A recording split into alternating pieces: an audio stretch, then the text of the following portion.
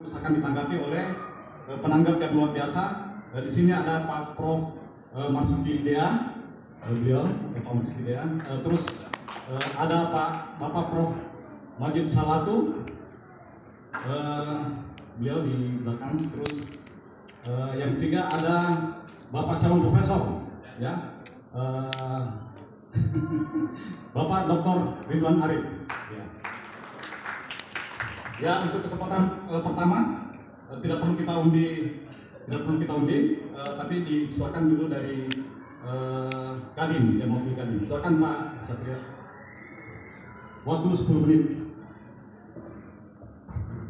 Terima kasih. Assalamualaikum warahmatullahi wabarakatuh. Selamat pagi menjelang siang. Ya, alhamdulillah kita diberi kesempatan untuk berdiskusi tentang ekonomi, harmoni ekonomi. Alhamdulillah kami dari Kadin diberi amanah untuk membahas tentang IKN dan peluang pengusaha Sulawesi Selatan. Nah, IKN ini sudah hadir di tengah-tengah kita.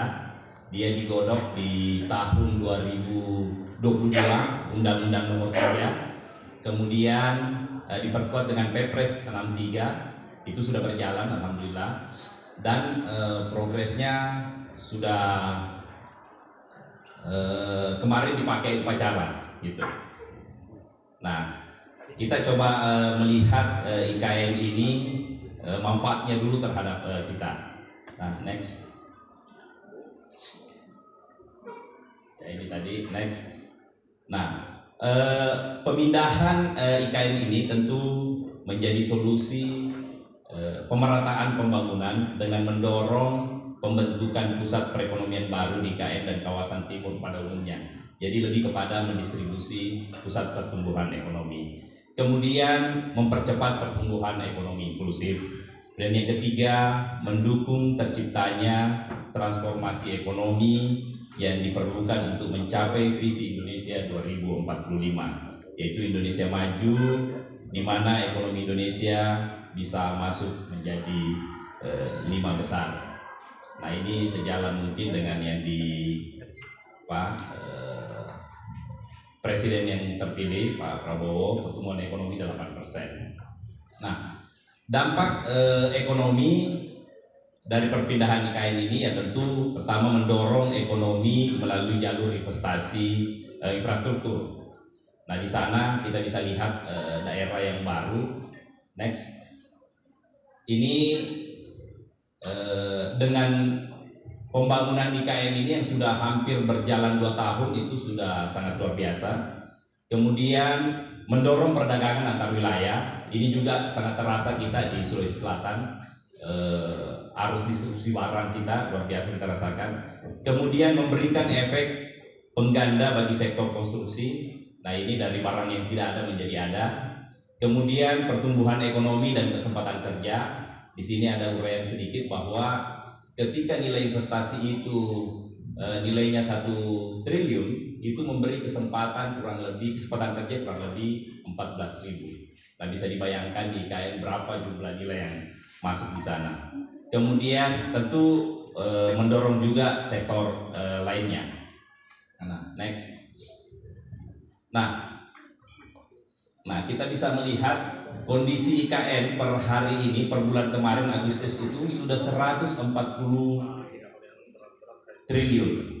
Artinya ini sudah luar biasa sekali jumlah dana yang masuk ke sana. Saya melihat penetapan APBN ini di otorita IKN itu mendapat anggaran 6 triliun. Nah, kemudian berselang beberapa hari setelah penetapan, itu Menteri PUPR juga menyebutkan bahwa masih ada anggaran tambahan kurang lebih 40 triliun. Artinya di 2025 nantinya, ketika kebijakan ini tidak berubah, berarti masih ada geliat ekonomi pembangunan di sana, khususnya infrastruktur. Nah, total keseluruhan yang direncanakan melalui Perpres 63 tadi itu memang memakan kurang lebih anggaran 466 triliun. Itu dibagi 3, ada investasi, ada APBN dan BUMN. Next. Nah, ini poin penting untuk pemindahan ekonomi, pemindahan IKN, tentu pertumbuhan ekonomi regionalnya. Bagaimana wilayah sekitarnya, hinterlandnya ikut mendapatkan manfaat. Nah, kemudian turun apa yang menjadi peluang pengusaha kita. Nah, tentu banyak sektor termasuk konstruksi, properti, logistik, perhotelan, industri kreatif dan teknologi. Nah, tadi Pak PJ seandainya masih tinggal, saya ingin menyampaikan begini. Kebetulan saya ini Ketua Inkindo Sulawesi Selatan. Ada 530 perusahaan konsultan di Sulawesi Selatan. Karena ada masalah kita di Sulawesi Selatan, hampir seperduanya itu ada di IKN sekarang. Direktur-direktur ini turun menjadi tenaga ahli. Ada satu perusahaan konsultan di IKN sana mempekerjakan sampai 700 tenaga ahli. Bisa dibayangkan berapa besar serapan tenaga ahli. Uang begitu besar dimasukkan ke satu titik, kemudian ingin diawasi dan dikerjakan secara bersamaan, tentu luar biasa jumlah yang tenaga kerja yang terserap. Begitupun dengan tenaga kerja kasarnya. Hampir seluruh pembangunan itu hanya dua sumbernya, kalau bukan dari Jawa, dari Makassar. Itu bisa kita gambarkan. Pengusaha-pengusaha konstruksi, baja dan lain sebagainya semua ada di IKN. Nah, kita mungkin dari segi jarak secara regional kita kalah dari Sulawesi Tengah, kita kalah dari Sulawesi Barat. Tetapi kesiapan kita di Sulawesi Selatan ini sungguh luar biasa. Nah, kita didukung oleh tenaga kerja yang lahir dari kampus-kampus yang ada. Kemudian jumlah pasokan barang kapal yang menuju ke sana umumnya transit di kita. Jadi alur distribusi barang itu melewati Sulawesi Selatan, melewati pelabuhan Makassar, import. Nah, ini menjadi keuntungan tersendiri bagi kita. Nah, mereka juga membutuhkan materialnya itu terproduksi di sini karena di sini duluan ada. Contoh misalnya precast baja dan beton ya, Wika dalam hal ini. Hampir seluruh bajanya kita, betonnya kita yang sifatnya precast dibuat di Makassar. Nah, tentu ini semua yang menjadi penggerak ekonomi. Pasir di sektor konstruksi, pasirnya Sungai Lasave di Pinrang itu ada di IKN. Batu pecahnya Lekuang ada di IKN. Kemudian semennya kita yang surplus 5-9 juta ton itu ada di IKN.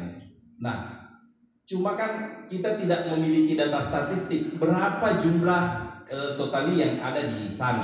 Kalau kita menghitung berapa besar dampak ekonominya. Tetapi sesungguhnya ini luar biasa yang kami rasakan. Nah, tadi dari sisi tenaga kerja itu juga demikian. Kami akhirnya mencari tenaga kerja konsultan itu terpakai di IKN.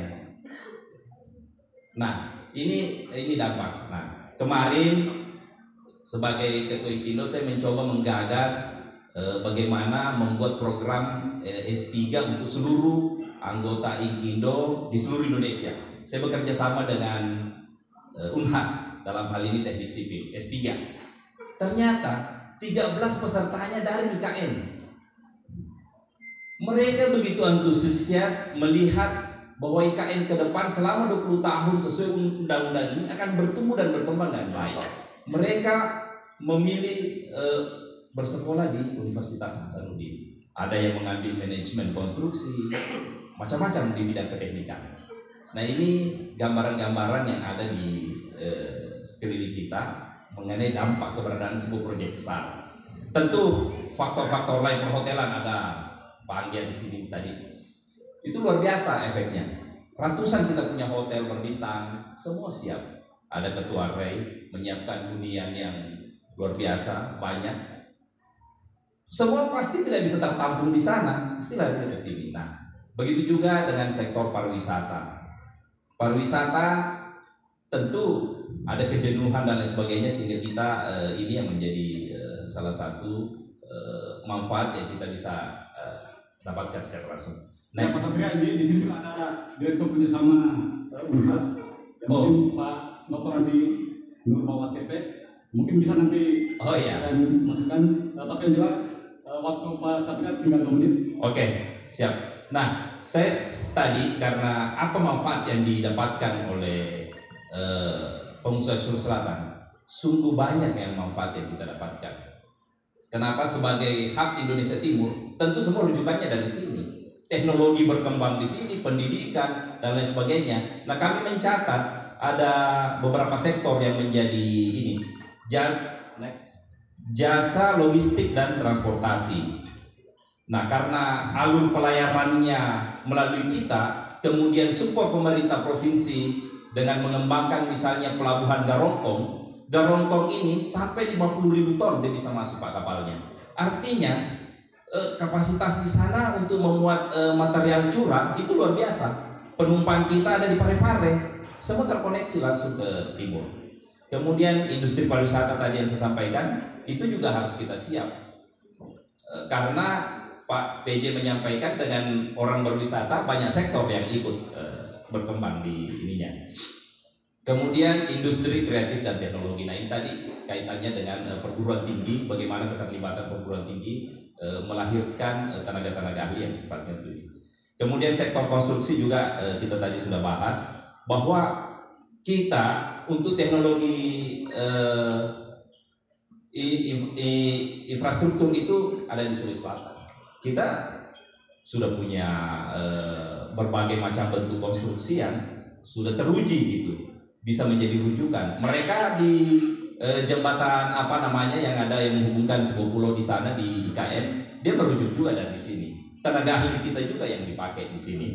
Nah, kemudian jangan dibahas lagi kalau pangan dan pertanian, karena sejak tahun 50-an pangan dan pertanian kita mensupport mereka yang ada di Kalimantan. Mulai dari sayuran yang dibawa kendaraan truk ke Mamuju maupun ke Garongkong di Baru, itu sudah berlangsung sejak lama. Next. Nah, tentu dengan memanfaatkan peluang yang ada, pengusaha Sulawesi Selatan dapat menjadi bagian dalam pertumbuhan ekonomi yang didorong oleh pembangunan IKN serta meningkatkan daya saing pertumbuhan bisnis di tingkat nasional. Itu mungkin yang kami potret dari Kadin. Secara data mungkin kita bisa belum menggambarkan berapa sih nilainya, tetapi yang kami rasakan sudah luar biasa manfaatnya. Begitu Pak. Terima kasih. Jadi mungkin termasuk kemarin ada order kalau nggak salah 1.500 Alphard untuk dipakai upacara di sana. Iya. Iya. Itu juga pasti karena yang paling siap adalah Sulawesi Selatan. Mungkin daerah-daerah lain siap, tetapi armada yang mengangkut unitnya ke sana hanya Sulawesi Selatan yang paling siap. Dan kita kesulitan dapat Alphard pada saat itu. Kita kesulitan dapat Alphard. Saya kira habis waktunya. Terima kasih. Kepada Pak Nusaman, bagaimana Makassar ini bisa menjadi pusat pertumbuhan di Sulawesi Selatan, khususnya dan pada umumnya di kawasan timur Indonesia. Waktu kita baik, makasih. Assalamualaikum warahmatullahi wabarakatuh. Waalaikumsalam. Baik, saya langsung saja. Kalau kita melihat Makassar dengan jumlah penduduk populasi itu kurang lebih 1,4 juta, tetapi pada saat siang hari bisa mencapai 1,5, itu mengatakan bahwa Makassar ini menjadi semut, menjadi gula yang didatangi oleh kabupaten kota di sekitarnya. Ini salah satu yang menjadi kendala kota Makassar. Dengan luas area hanya 1,78 km persegi dan pertumbuhan ekonomi di tahun 2023 itu 5,31%. Kemudian inflasinya 2,1. Inflasi ini di awal tahun 2023 inflasi Makassar itu mencapai 5,9. Januari 2003 5,9 ini yang mengakibatkan salah satu juga tingkat kemiskinan di tahun 2023 itu naik karena daya beli masyarakat khususnya pada saat 2023 itu adalah harga beras yang tinggi yang berdampak kepada daya beli masyarakat itu juga menurun. Poverty rate-nya kami 5,7% ini tadi, dan Gini ratio-nya ada di 0,39. Yang mana sebelumnya, sebelum terjadi COVID, ini kita sudah mencapai 0,38, tetapi setelah COVID sekarang kita berusaha untuk menurunkan Gini ratio ini di 0,39. Kalau kita melihat posisi Makassar, kota Makassar terletak di tengah-tengah Indonesia. Makanya Provinsi Selatan membuat yang namanya center point of Indonesia, yang sekarang kita lihat kalau dari udara berbentuk burung Garuda. Ya, yang direklamasi di pantai itu kalau kita lihat dari udara dia akan bentuk burung Garuda. Itulah salah satu kenapa Makassar sebut center point of Indonesia. Ini the positioningnya kota Makassar.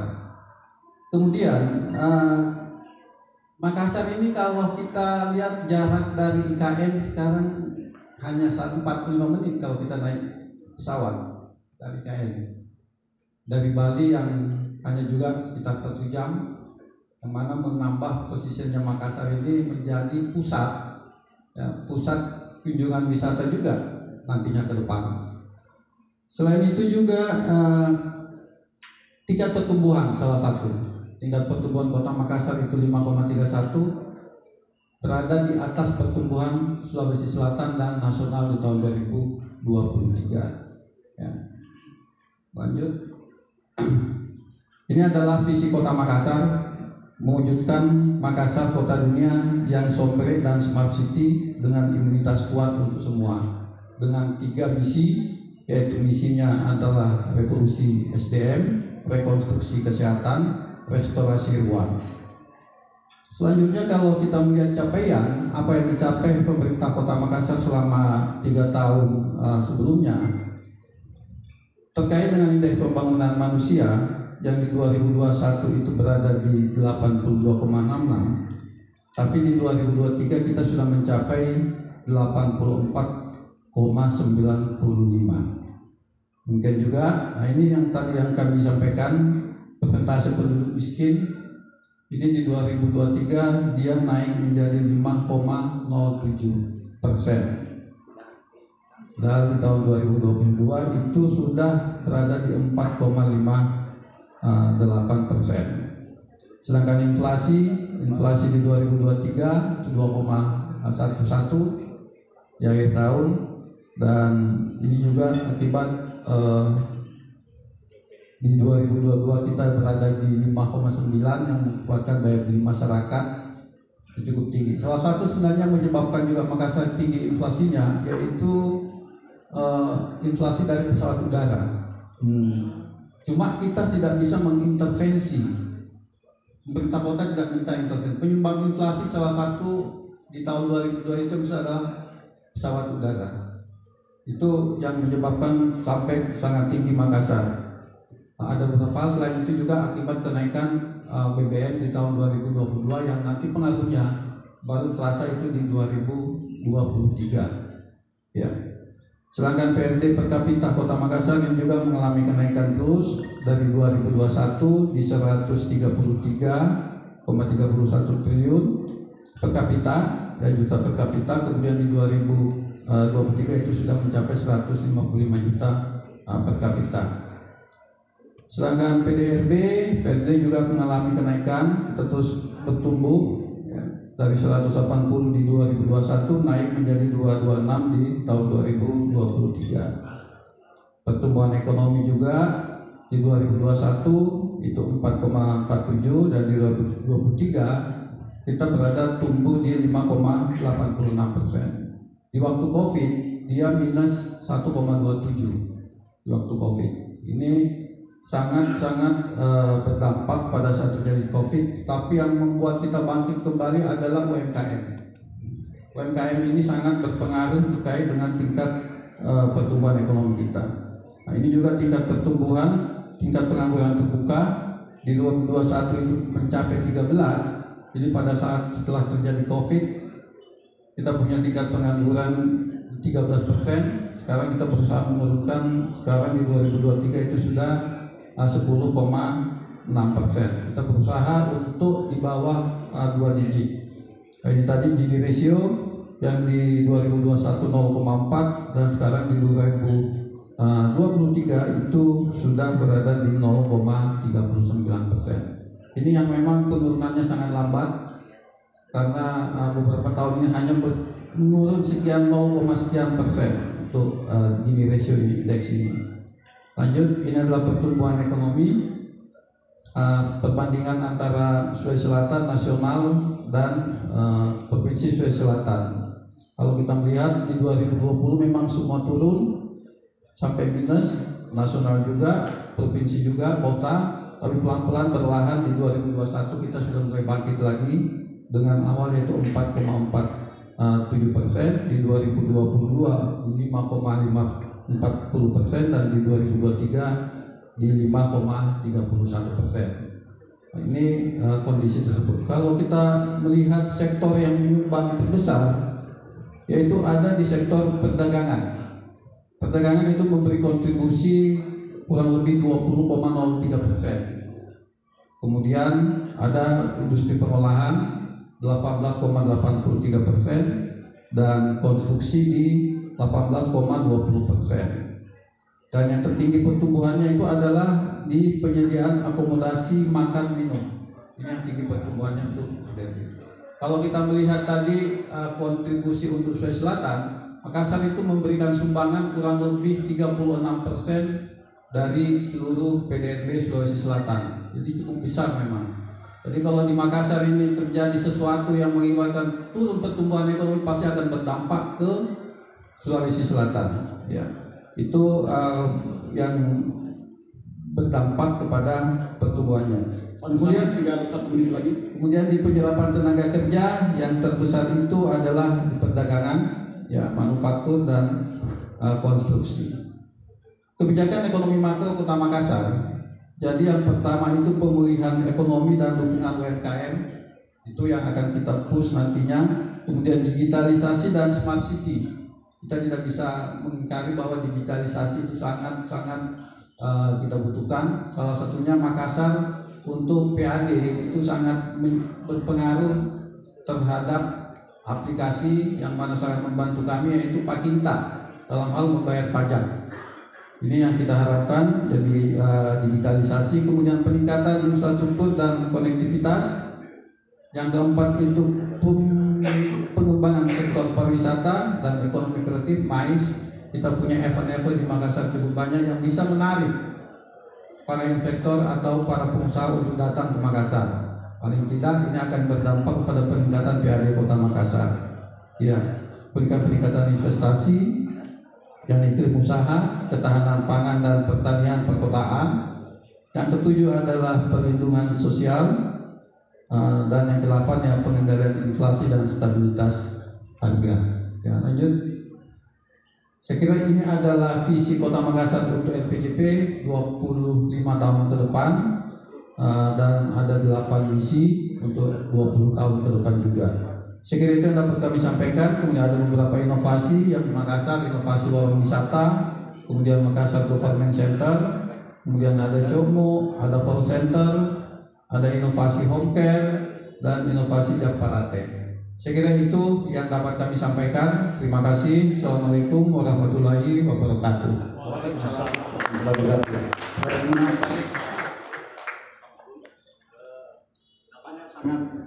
Sangat luar biasa. Tapi ini ada menarik. Penduduk Makassar kalau siang 1,4. Oh, malam 1,4. Siang 1,5. Ya. Ini juga berdampak saya lihat kepada pertumbuhan ekonomi. Nah, bagaimana pertumbuhan ekonomi itu disikapi oleh lembaga penjamin simpanan. Ya, saya kira Pak Sen kasih kesempatan 10 menit. Baik, terima kasih Pak Moderator. Assalamualaikum warahmatullahi wabarakatuh. Alhamdulillah nih kita berlima dapat waktu yang cukup tight Bapak-bapak. Baik, dalam waktu ini kami mencoba untuk mensimplifikasi view dari LPS Pak. Karena kalau LPS melihatnya dari tugas dan fungsinya, peranannya sebagai lembaga penjamin simpanan dan resolusi bank. Mungkin di slide pertama saya akan sampaikan bagaimana kinerja peranan LPS secara nasional. Bahwa secara nasional LPS telah menangani bank gagal, tentunya ada 138 bank gagal, di mana satu bank umum diputuskan untuk diselamatkan. Mungkin Bapak Ibu masih teringat Bank Senturi yang kemudian menjadi J Trust Bank. 137 bank totalnya, 136 adalah BPR dan BPRS Bapak Ibu, dan satu bank umum tidak diselamatkan atau dilikuidasi oleh bank. 2024 sendiri ada 15 BPR atau BPRS yang dilikuidasi oleh LPS. Alhamdulillah dari 15 BPR atau BPRS ini tidak ada yang di wilayah kami atau tidak ada yang di Sulambua, Sulawesi, Maluku, Papua. Alhamdulillah, ini kabar baik untuk kita semua.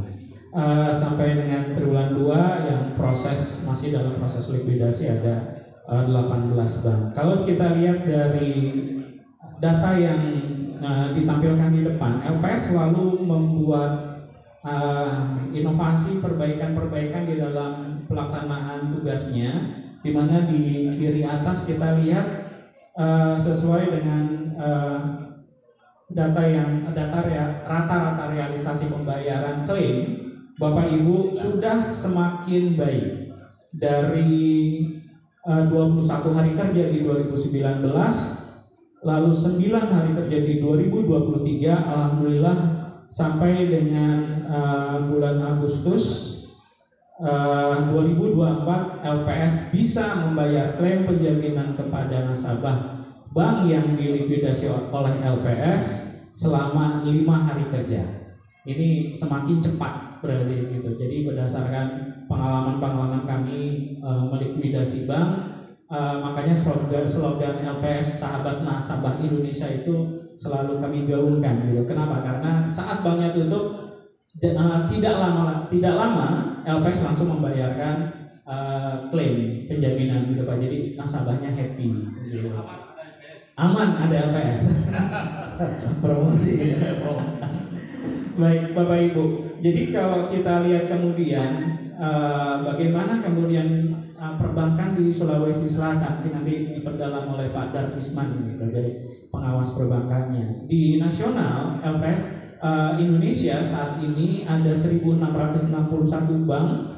Bank konvensional itu ada 106, terdiri dari bank umum dan bank syariah, itu 92 bank umum konvensional dan syariah ada 14. BPR itu total ada 1.555, sampai ingat saya karena selalu angkanya cantik gitu Pak ya.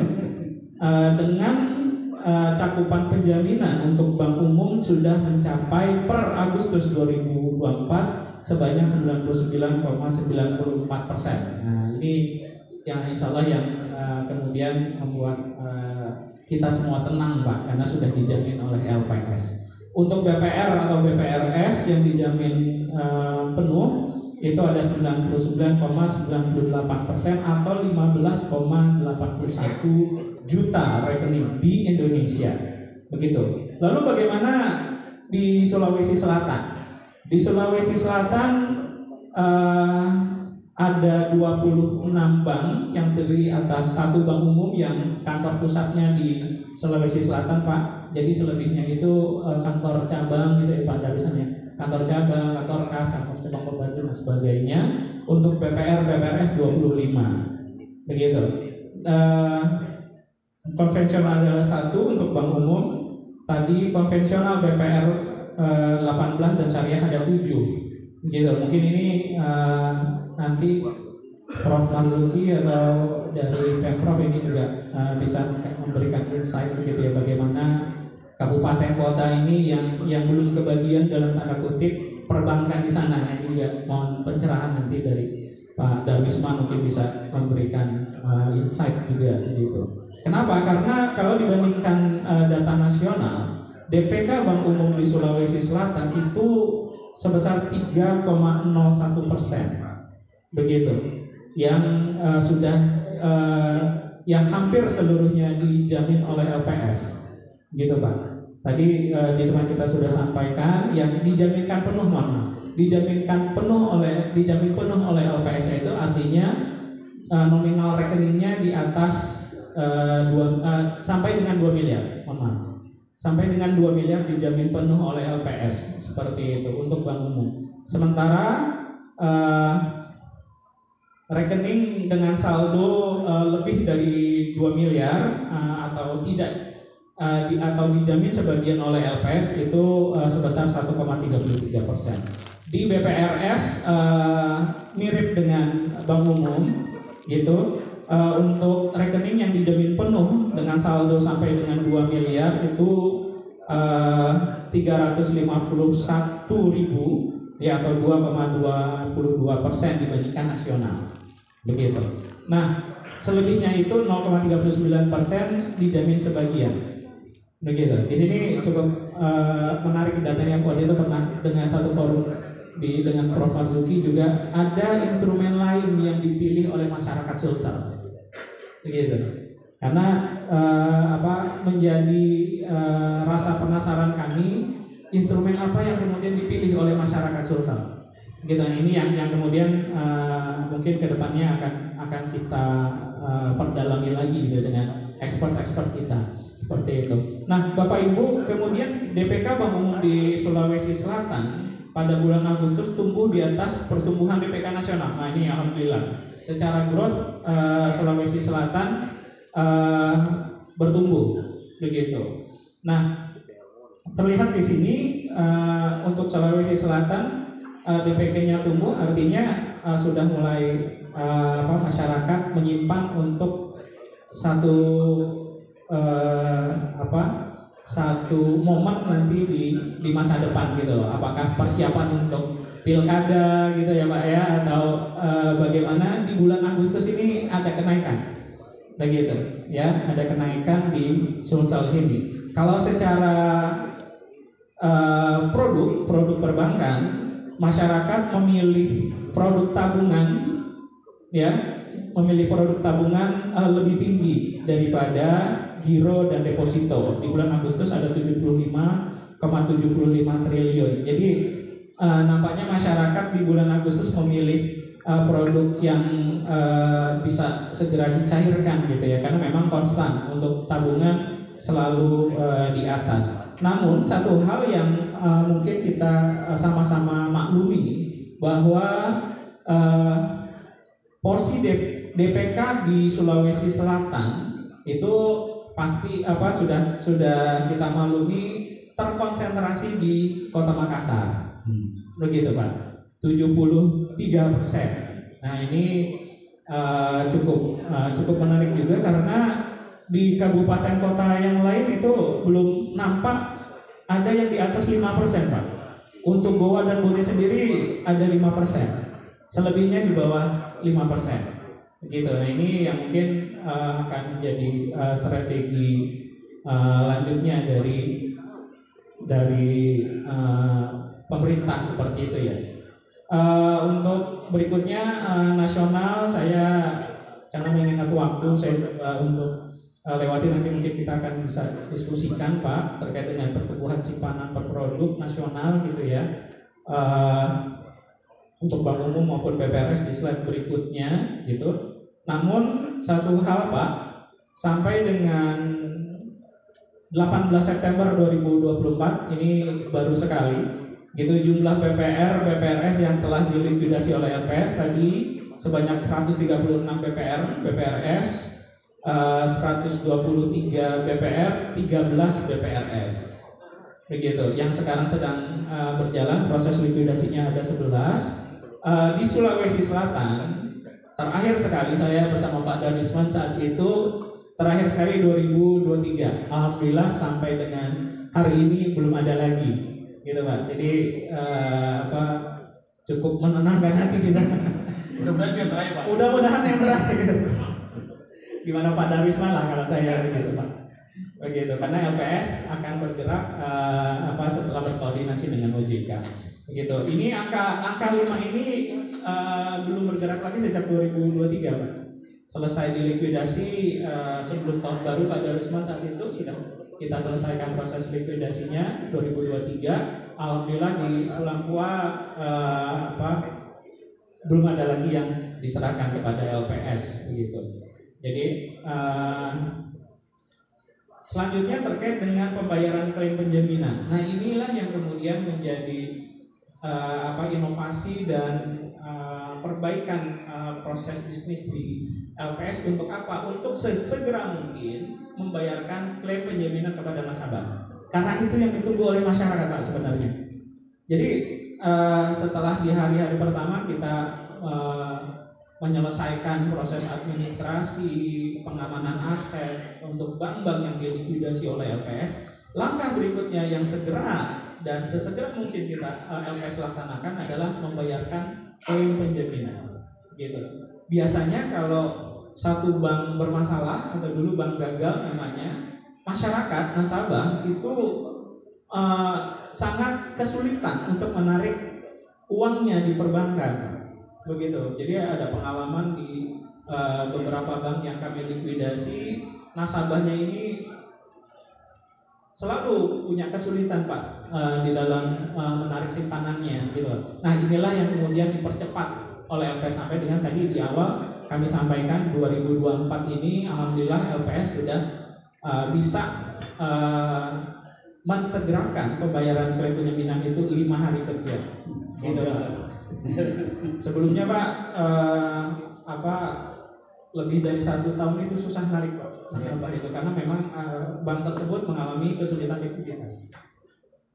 Gitu. Jadi jargon LPS sahabat nasabah Indonesia ini selalu kita jaga dan pastinya ini berkat koordinasi yang sangat baik Pak Darusman ya dengan OJK. Kita ada pertemuan rutin untuk melihat bagaimana kondisi terus koordinasi kita melihat secara nasional begitu. Nah, klaim penjaminan simpanan yang dari bank yang dilikuidasi 137 bank itu sudah dibayarkan oleh LPS sebanyak 2,68 triliun nasional gitu dengan jumlah rekening 394 ribu rekening begitu. Di sebelah kanan kita lihat, Pak, kalau Bapak Ibu selalu pernah mendengar atau sering mendengar kriteria 3T. 3T itu kriteria penjaminan simpanan LPS. Pertama, tercatat dalam pembukuan bank. Yang kedua, tingkat bunga simpanan tidak melebihi tingkat bunga penjaminan LPS. Yang ketiga, tidak terindikasi melakukan fraud gitu ya, atau dulu sebelum Undang-Undang Nomor 4 Tahun 2023 Undang-Undang P2SK itu ada penyebab bank gagal termasuk bank macet ya. Waktu itu kita lihat di 2024 gitu, penyebab bank gagal yaitu kredit macet dan segala macamnya yang menyebabkan bank gagal itu termasuk fraud, itu sama besarnya dengan penyebab simpanan tidak layak bayar berupa tingkat bunga simpanan melebihi tingkat bunga penjaminan. Jadi masyarakat menerima bunga gitu ya untuk simpanannya, untuk tabungan giro deposito itu melebihi tingkat bunga LPS gitu, atau LPS rate atau bunga LPS gitu dibilang. Jadi inilah yang selalu kami bersama dengan OJK, bersama dengan BI selalu sosialisasi Bapak Ibu gitu. Bahkan menjelang akhir tahun ini alhamdulillahnya ada pilkada, Pak gitu. Alhamdulillah ada pilkada. Nah, kita stop dulu sebentar gitu. Kita sosialisasi kepada masyarakat masuk ke kabupaten kota untuk memberikan edukasi ini gitu. Kenapa? Karena memang masih cukup banyak gitu loh. Masih cukup banyak masyarakat yang mau gitu ya, atau bahkan bernegosiasi dengan perbankan untuk mendapatkan bunga lebih tinggi daripada bunga LPS begitu. Nah, inilah yang selalu kita kampanyekan, Pak, kita sosialisasikan kepada masyarakat 3T nominal simpanan yang dijamin oleh LPS maksimal 2 miliar itu aja, begitu loh, sehingga mudah-mudahan tren ini akan turun gitu ke depannya, ya khususnya di Sulawesi Selatan gitu. Nah terakhir, mungkin izin Pak, terakhir di Sulawesi Selatan dengan data pembayaran kita 2021 terakhir nih. Jadi alhamdulillah kalau tahun lalu memang bank yang tidak beroperasi 12 tahun ya Pak Darusman, waktu itu ada satu bank, satu BPR saat itu lama tidak beroperasi. Jadi untuk di Sulawesi Selatan lebih banyak simpanan layak bayar 95,65%. Alhamdulillah, PR saya mudah-mudahan tidak terlalu berat Pak. Demikian, Assalamualaikum warahmatullahi wabarakatuh. Ya, terima kasih Pak Fuad ya. Intinya bahwa mudah-mudahan masa depan nyaman. Ya, nah bagaimana menurut OJK, bagaimana Pak Darusman pengembangan potensi ekonomi unggulan dan percepatan akses serta literasi inklusi keuangan di Sulawesi Selatan? Baik, terima kasih Pak Faisal Sam. Yang saya hormati teman-teman para narasumber, kemudian juga yang saya hormati bapak-bapak dan ibu-ibu semua yang hadir, khususnya nih Pak Prof Marzuki, Prof Majid dan Pak Ridwan yang nanti akan menjadi penanggap, dan seluruh bapak ibu yang berbahagia. Jadi saya tertarik tadi banyak hal yang menarik, tapi tadi juga yang disampaikan Pak PJ Group yang nanti sudah saya akan ada beberapa key karena memang akan ada beberapa pendalaman yang akan dilakukan. Jadi sebelumnya saya hantarkan dulu bahwa kami tentunya Otoritas Jasa Keuangan ya berdasarkan Undang-Undang Nomor 21 Tahun 2012 memang kami lahir ya di era 2011 ya dalam regulasi dan pengawasan jasa keuangan ya. Yang dulu memang ada pengaturannya, ada di Bank Indonesia yang terpertahankan dan ada di Bapak PLK Kementerian Keuangan. Kemudian fungsi itu juga diperkuat Bapak Ibu dengan lahirnya Undang-Undang Nomor 4 Tahun 2023 tentang P2SK ya, banyak mandat yang nanti akan kami emban ya di OJK ya, mandat-mandat baru ya, termasuk nanti ada pengawasan yang terkait operasi open loop, close loop ya, open loop kemudian nanti juga ada bullion bank ya, ada aset digital, aset kripto dan sebagainya. Ada beberapa keluarga-keluarga kami yang baru yang akan masuk nanti di 2025 ya. Bapak Ibu yang saya hormati, secara umum kami sampaikan bahwa ini penting ya, saya sampaikan sebelum kita bicara ekonomi yang berkualitas dan sebagainya, bahwa sektor jasa keuangan, perbankan, non-bank dan PM ini memiliki fungsi yang sangat penting ya. Nah ini tentunya kami berkat sinergi yang luar biasa ya dengan KSSK ya, dengan Bank Indonesia, OJK, LPS dan Kementerian Keuangan dapat mampu ya sampai detik ini kita masih mampu untuk menjaga stabilitas sistem keuangan kita. Dengan konsekuensi berarti bahwa industri keuangan, industri jasa keuangan yang Indonesia tetap dalam keadaan baik dan dalam keadaan stabil, sehat, kuat, kompetitif. Terus pertanyaannya kan begini nanti, Pak Darusman, OJK setelah ngawasi, ngatur dan sebagainya, industri keuangannya sehat, kuat, kompetitif, terus mau diapain? Ya, tentunya kita dorong dia bermanfaat dia berkontributif, ya bermanfaat nanti untuk masyarakat, nanti ada fungsi-fungsi OJK untuk mendorong itu.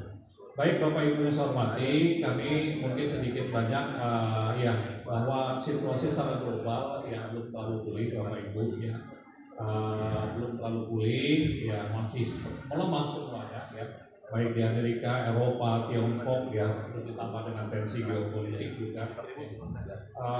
Kemudian juga Bapak Ibu untuk kondisi perekonomian nasional alhamdulillah yang masih terjaga dengan baik ya, pertumbuhan ekonomi kita di nasional di 5,05% ya, di triwulan 2 juga tingkat inflasi juga di 2,02%. Kemudian juga secara umum juga kinerja sektor jasa keuangan juga alhamdulillah ya didukung dengan tingkat permodalan dan likuiditas yang baik. Mudah-mudahan ini perbankannya, industri keuangan non-banknya, dan pasar modalnya semua masih tumbuh dengan positif. Nah ini yang saya katakan tadi, kalau dia sehat kuat, sekarang kami OJK dorong agar dia berkontribusi atau bermanfaat buat perekonomian dan bermanfaat untuk masyarakat, khususnya di masyarakat Sulsel ini ya, Bapak Ibu yang saya hormati. Nah terus bagaimana kira-kira Sulsel? Sulsel juga alhamdulillah ya, tadi juga Pak Gub sampaikan kedua-dua ini ekonomi kita sedikit lebih baik di bulan 1 walaupun masih di bawah nasional ya, 4,98% ya. Namun momentumnya tadi diskusi dan tadi Pak Gub kita dengar, mudah-mudahan sampai akhir tahun ini ada momentum yang terus kami dorong ya, bersama nanti dengan Bank Indonesia, LPS, seluruh pemangku kepentingan agar ini bisa terus tumbuh ya. Kita harapan kita bahkan bisa mendekati nasional atau mungkin bisa melampaui nasional.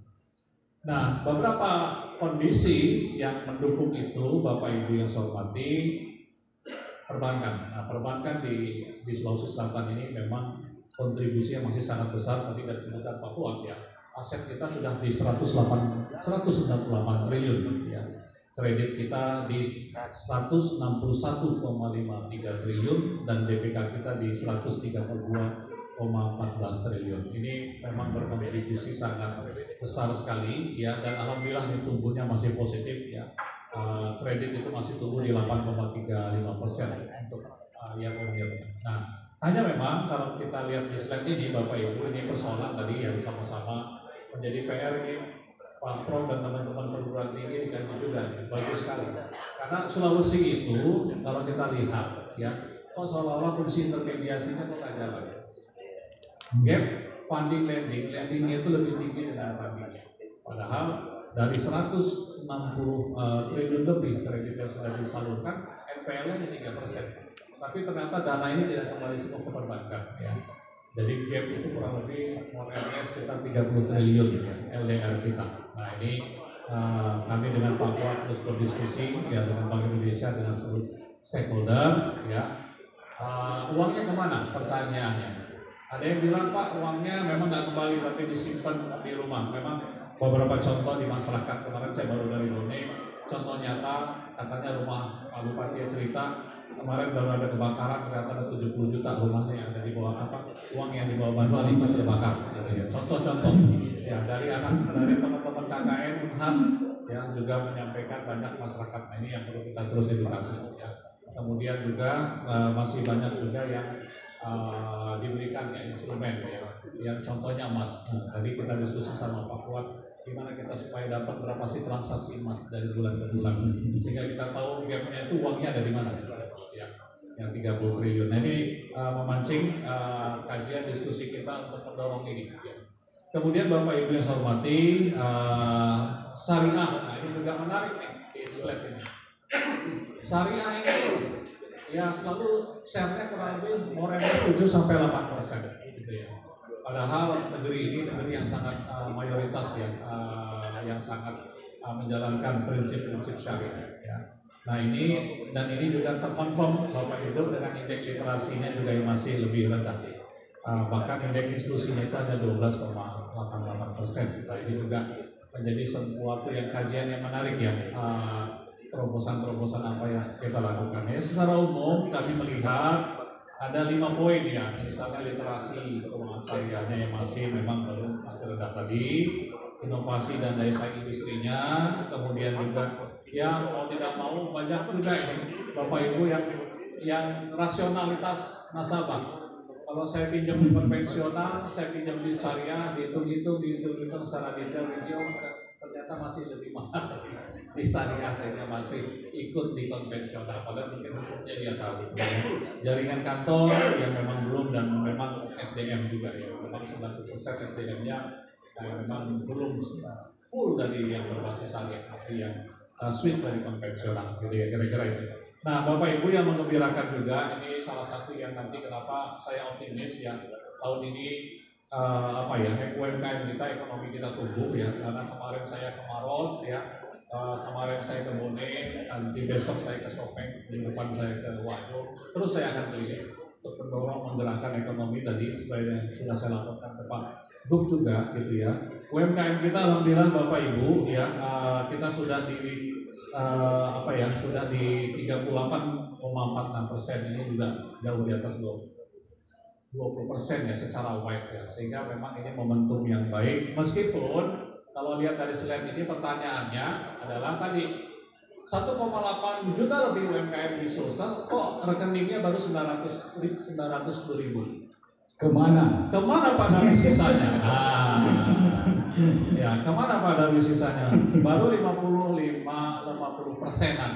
50%. Nah, ini yang saya masih terus melihat ya, banyak ternyata masyarakat kita yang belum terakses ya. Masih banyak yang kena dengan rentenir. Kemarin Pak Bupati juga cerita di pantai-pantai di para nelayan itu masih banyak terjebak dengan tengkulak, rentenir ya, padahal kami juga sudah banyak program buat itu gitu ya. KUR juga demikian. Alhamdulillah KUR tadi Pak Gubernur juga concern, kita sudah luar biasa ya. KUR kita sudah 12,32 triliun ya. Tadi terima kasih ya, tadi Pak Gubernur dengan BRI memang masih terbesar, tapi mudah-mudahan ini Sulsel juga terus kami dorong ya. Tahun ini pecah rekor, target 1T harus kita dorong kalau bisa mencapai ya. Ini kerja keras teman-teman, 3 bulan terakhir kami akan monitor intensif ya, agar ini 1 triliun bisa turun serap gitu ya. Dan khususnya yang paling membanggakan Bapak Ibu, ternyata KUR ini ya 12,3 triliun ini hampir 80%-nya di segmen mikro ya. Tapi kembali lagi, kalau bicara tadi dari 1,8 juta baru menyerapnya 240.000. Jadi benar ya, dulu dengan Pak PJ Gub sebelumnya, dengan Pak Gubernur yang sekarang, pertanyaannya kemana yang 1,6 tur dan sebagainya gitu ya. Nah ini menjadi tantangan tentunya buat kami ke depannya. Demikian juga untuk industri keuangan non-bank, pasar modal terus tumbuh alhamdulillah di Sulawesi Selatan ya. Bapak Ibu yang saya hormati, ini sangat mengembirakan, bahkan pasar modal tumbuh di 33,57%. Nah ini terus kami dorong market deepening, market development ya. Kami apalagi dengan momen bulan inklusi keuangan di Oktober ini, ada nanti beberapa kegiatan yang sangat masif ya, kalau Bapak Ibu nanti bisa ikuti, seluruh industri bergerak. Saya sudah kumpulkan semua seluruh industri kemarin di OJK untuk bergerak literasi keuangan. Memang sayangnya Pak, literasi atau akses keuangan ini munculnya belakangan Pak. Tapi kalau dulu muncul waktu saat pembukaan Undang-Undang Dasar 1945 disusun, saya masuk Pak. Di alinea keempat, hak warga negara mendapat perlindungan, hak untuk mendapatkan kesehatan, hak untuk akses ya. Kalau sudah ada mungkin hak untuk mendapatkan akses keuangan. Kalau dari dulu hak mendapatkan akses keuangan itu muncul, saya yakin kesejahteraan Indonesia ini sudah terwujud ya. Dan tidak perlu mencari kemana tadi ini. Tidak muncul lagi pertanyaan kemana. Karena semua aksesnya sudah bagus, karena sudah well literate semua ya, literasi keuangan. Nah ini yang saya katakan ketika teman-teman Fajar, apa sih ekonomi yang berkualitas di Sulsel? Ya ekonomi yang berkualitas adalah ekonomi yang tumbuh ya, tentunya juga yang memang diiringi dengan literasi keuangan masyarakat Sulsel yang baik gitu ya. Nah nanti saya ini teman-teman ternyata masih banyak korban pinjol, masih banyak korban judi online, masih banyak korban dan sebagainya ya. Nah kita punya gerakan ya, ini yang kemarin kira-kira berapa minggu yang lalu diresmikan, ada namanya Gencarkan ya, Gerakan Nasional Cerdas Keuangan. Jadi tagline kita bergerak ini secara masif ya, tentang Gencarkan ini kami akan terus gerakan Bapak Ibu yang saya hormati ya. Nanti kurang lebih akan kita dorong lahirnya 2 juta agen ya. Literasi 90% pelajar Indonesia memiliki tabungan, 2,5 juta kelompok mahasiswa pemuda, ada adik mahasiswa di belakang itu ada ya.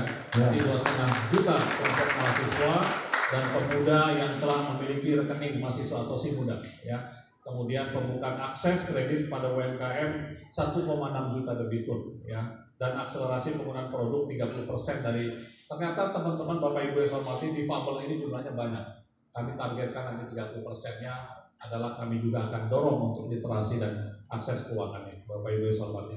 Nah berangkat dari situ, ini literasi kita yang terakhir. Ini dan dengan kerjasama kita dengan BPS ya.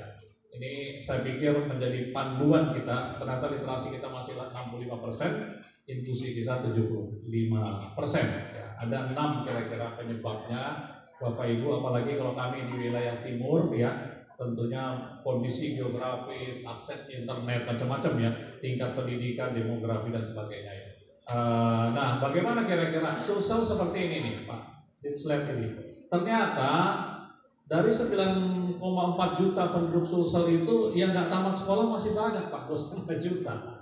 Lulusan SD-nya 1 juta, belum tamat ya 1 juta, belum sekolah itu 2 juta. SD-nya 2, juta, SLTP 1,1, SLTA-nya 1,9. Tadi yang kayak Pak Prof dan Doktor S3 sedikit sekali kok. Yang S3 cuma 3.800 kok. Jadi S1, S2, D3. Kebayang nggak kira-kira?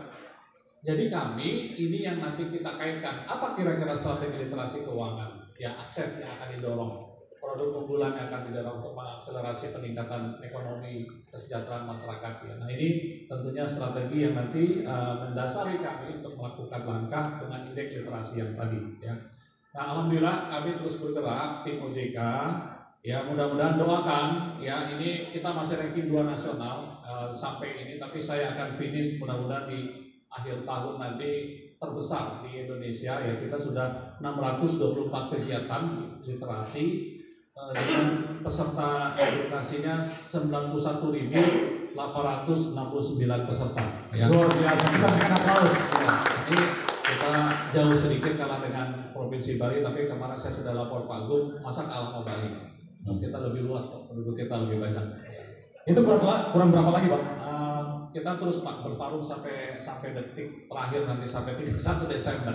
Mudah-mudahan Sulsel saya sudah gerakkan semua teman-teman kemarin. Saya sudah panggil semua, mari kita semua bergerak untuk melakukan edukasi literasi sampai ke ujung 3T, terluar dan sebagainya, ya, ke kepulauan dan sebagainya. Termasuk mungkin pelibatan media, Pak ya? Iya.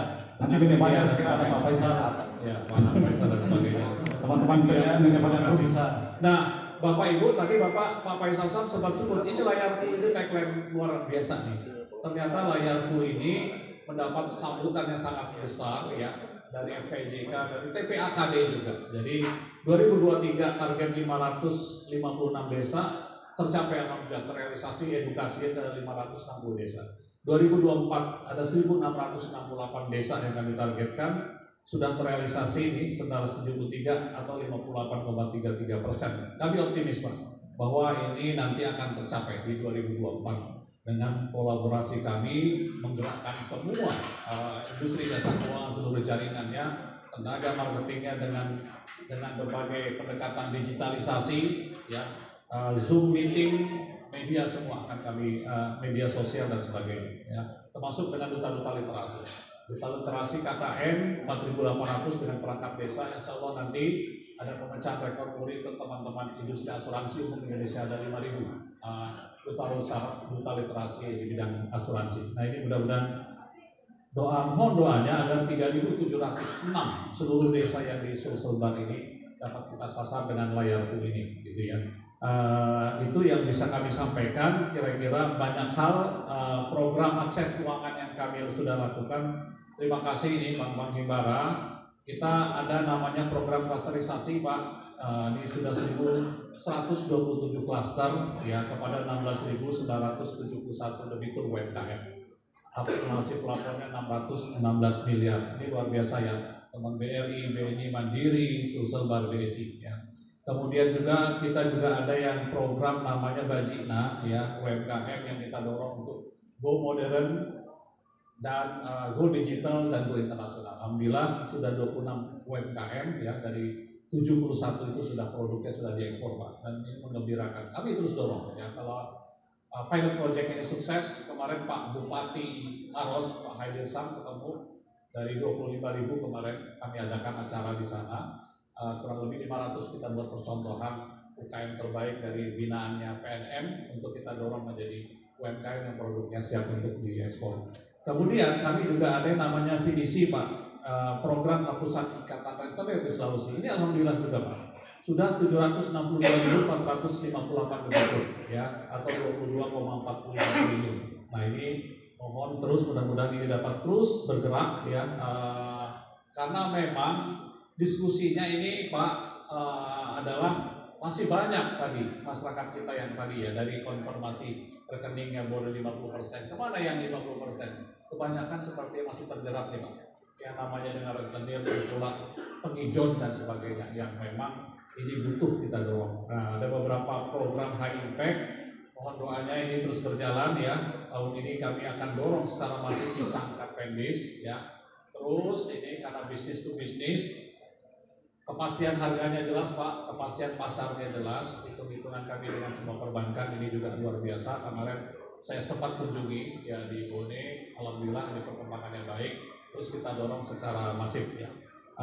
Kemudian nanti harapannya kami nanti di 2025 kami juga sudah melakukan kajian ya, karena kalau 2024 kajian kami kemarin memang pertumbuhan multikultural yang tinggi Pak, dan kita dorong adanya komoditas baru Pak yang bisa untuk membangkitkan ekonomi. Nah 2025 kami kajian nanti ke depan sepertinya kami akan melihat kakao Pak, ini potensi luar biasa. Ternyata Sulawesi Selatan ini juga penghasil kakao terbesar ya di Indonesia ini. Coba kita akan dorong, ada beberapa bank yang nanti kami akan gandeng untuk mereplanting ya, kakaonya agar lebih produktif kembali ke depannya gitu ya, dengan tentunya dengan bisnis matching tadi. Bapak Ibu yang saya hormati, yang terakhir berapa lagi waktu saya Pak? Bapak sudah menghabiskan waktu 2 kali 10 menit. Jadi tidak apa-apa, yang penting tadi menjawab itu uangnya kemana. Ya. Baik Pak, yang terakhir saya ingin ingatkan Pak bahwa ternyata masyarakat kita ini ya ini bahwa data entitas ilegal itu Pak, kerugian investasi ilegal dari 2017 sampai 2023 ini 139 triliun. Luar biasa, dan ini benar-benar total loss Pak, memang nggak kembali. Itu nasional Pak? Ya itu masyarakat kita, Indonesia. Nasional ya? Nasional ya. Nasional. Nah ini banyak sudah yang kita blokir, yang kita sudah tutup, baik investasi ilegal, pinjol ilegal, gadai ilegal ya, total 9.088 entitas ya. Kemudian juga teman-teman Bapak Ibu yang hormati, data aduan investasi ilegal, pinjaman online ilegal juga ini luar biasa, yang banyak yang masuk ke kami gitu ya, dan terus ini kami tangani dengan baik. Kemudian juga ada beberapa hal kalangan masyarakat kita yang bisa terjerat ini oleh pinjol ilegal ini. Ternyata yang paling banyak dalam rangka membayar hutang lain. Yang kedua latar belakang ekonomi ke bawah. Ya ini ternyata banyak hal ya yang menyebabkan, bahkan kalau kelihatan kalangan Pak, mohon kalau ada ibu bapak ibu guru di sini 42%-nya guru ternyata. 21% yang ngobrol PHK, ibu rumah tangga 18%-nya, gitu ya. Nah, untuk judi online juga demikian Pak. Ini sudah kurang lebih luar biasa Pak. Ya, 517 triliun ternyata masyarakat Indonesia yang bertransaksi judi online ya. Nanti kalau saya bisa paparkan datanya, siapa pemain aset kripto terbesar di orang Indonesia juga kan. Nanti ini ya, dengan 325.000 transaksi judi yang terjadi, dan dari itu 80%-nya ya dari 3,7 juta itu adalah masyarakat berpenghasilan rendah. Ada pelajar, bahkan mahasiswa, buruh, petani, bahkan ibu rumah tangga. Mohon maaf, ibu rumah tangga habis selesai masak main judi online kayaknya. Ada pegawai swasta dan lain-lainnya. Nah ini tentunya beberapa hal yang kami ada satgas pasti ya. Kami terus berkoordinasi, ada 16 kementerian lembaga, OJK selaku ketuanya ya. Kami terus, kemarin sudah ada 3 entitas yang kami tutup. Yang agak viral mungkin sampai yang namanya PT Waktunya Beli Saham ya, manajemen investasi ya, Rafif ya, mungkin cukup viral kemarin. Ternyata Pak, berapa korbannya masyarakat Sulawesi Selatan? 71 miliar. Ya, padahal itu ajakan yang tidak berizin. Nah ini yang terus kami menyadarkan masyarakat di Sulawesi Selatan agar ya literasinya ditingkatkan, ya waspada dengan tawaran yang ini 71 miliar dan sebagainya. Jadi banyak sekali kerugian ini dan tidak tidak ini masyarakat kita juga masih tergiur ya dengan ingin cepat kaya, ingin cepat dapat untung ya dan sebagainya sehingga akhirnya malah terjerembab ya. Itu saja mungkin, mohon maaf lebih waktunya karena ini mau ketemu. Terima kasih. Tentunya nanti kita akan diskusi. Kalau silakan kalau ada yang ditanyakan. Billahi taufiq wal hidayah. Wassalamualaikum warahmatullahi wabarakatuh. Waalaikumsalam warahmatullahi wabarakatuh. Tidak apa-apa kalau waktunya karena apa yang kita bicarakan adalah hal yang penting untuk bangsa dan negara. Ya. Selanjutnya kepada Pak Sakti Arif Wicaksono tentang bagaimana Bank Indonesia mendorong ekonomi tumbuh berkualitas dan bagaimana menjaga stabilitas harga. Silakan Pak.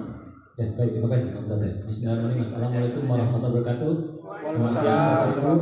Sedikit mungkin saya menyampaikan beberapa hal terkait dengan bagaimana kita mendorong ekonomi tumbuh berkualitas dan menjaga stabilitas harga.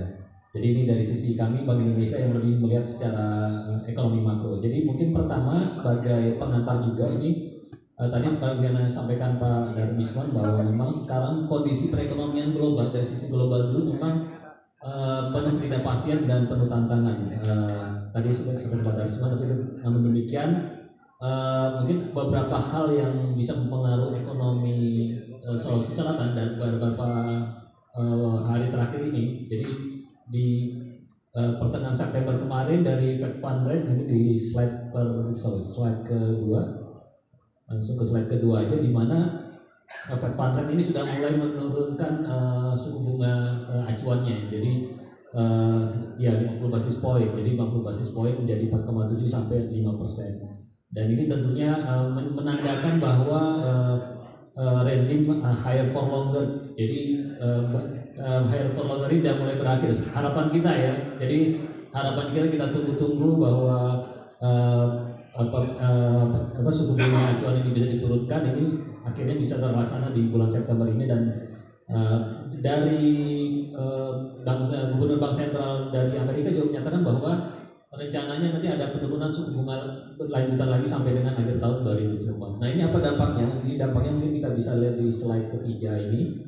Slide ketiga, jadi dampaknya ini tentunya dari capital outflow ya dari Amerika Serikat dan negara maju nanti akan kembali ke negara berkembang dan termasuk Indonesia, dan ini tentunya menjadi salah satu faktor untuk memperkuat nilai tukar rupiah kita ya. Jadi kalau kita lihat di data di grafik kedua ini di pertanggal 20 September 2024 nilai tukar rupiah alhamdulillah sudah bisa mencapai 15.100 per satu dolarnya, dan ini artinya mengalami penguatan yang cukup signifikan apabila kita bandingkan di periode Agustus ya, yang ini sudah pernah mencapai kisaran 16.000. Nah ini tentunya nanti efeknya apa? Jadi kalau kita tadi dengar ada masalah tiket ya, harga tiket mahal tadi Pak ya dari Kota Makassar, nanti harapannya dengan ini berpengaruh pada harga BBM dan harga aftur dunia, sehingga harga tiket bisa turun lagi nih. Jadi tadi ya kita bagaimana kita mendorong pariwisata di Sulsel kalau harga tiket mahal, nanti semoga dengan adanya perkembangan ini dengan nilai tukar rupiah yang semakin meningkat ini bisa semakin mendorong nilai tukar rupiah yang lebih stabil lagi. Kemudian dari sisi mungkin untuk terkait dengan perkembangan ekonomi nasional, tadi sebagaimana disampaikan Bapak PJ juga bahwa secara umum di tengah ketidakpastian global ini ekonomi Indonesia masih tumbuh cukup baik. Di mana kalau kita bisa lihat di slide ke-5 ini pertumbuhan mencapai 5,05%, di mana bila kita lihat pertumbuhan ekonomi spasialnya itu sumbernya ada di wilayah Sulawesi, Maluku, Papua, dan Bali Nusra. Kalau Bali Nusra jelas ini karena mulai pulihnya sektor pariwisata di Bali dan Nusa Tenggara sehingga pertumbuhannya itu cukup tinggi. Sementara untuk wilayah Sulawesi dan Maluku, Papua ini memang masih didorong oleh perkembangan dari industri dan industri berbasis tambang, logam, dan juga sektor pertambangan. Ini yang menjadi faktor penentu dari pertumbuhan ekonomi di Sulawesi, Ambon, dan Maluku dan Papua. Kemudian apabila kita lihat di prospeknya, jadi kalau kita melihat prospek bagaimana sih ekonomi di tahun 2024-2025 secara umum, kita melihat bahwa masih on track di tahun 2024 ini nasional bisa 4,7 sampai 5,5%, dan di tahun depan insya Allah kita bisa masih on track juga di sekitar 4,8 dan 5,6%. Nah, kemudian dengan dari sisi inflasi juga kita melihat pada di slide ke-7 ini, laju inflasi nasional juga saat ini relatif rendah ya, relatif terkendali di bawah mencapai 2,12% year on year-nya. Bahkan secara bulanannya ini masih mengalami deflasi 0,03%. Dan ini tentunya masih on track pada sasaran inflasi nasional sebesar 2,5% plus minus 1%. Nah, sebagai dampak dari dengan melihat dari perkembangan ekonomi global, nasional dan laju inflasi yang terkendali, pada di slide nomor 8 kita BI rate kita menetapkan bahwa BI rate atau suku bunga acuan nasional juga kita turunkan menjadi 25 basis point menjadi 6%.